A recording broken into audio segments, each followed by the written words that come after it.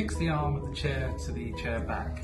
It's easier if you have the chair back against the wall, as you'll need to be pushing on the arm to ensure it's locked in properly. Line up the anchor on the back of the chair with the hole in the arm of the chair.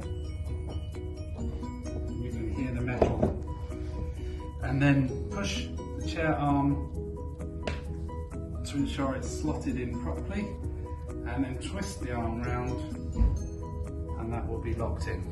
Once you've assembled the arms to the chair back, turn the structure upside down and ensure the assembly is square. Add the seat base and line up the holes in the chair back with the holes on the seat base. Add the 40mm bolts and tighten by hand for now.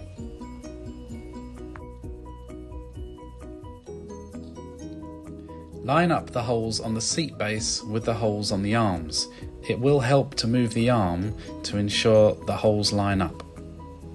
Once you've assembled the chair leg with the base leg panel, line up the holes of the base leg panel with the holes on the seat base.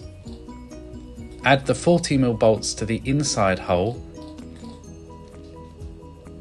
and the 60mm bolts to the outside hole. Do the same for the other two holes. Repeat this with the other leg.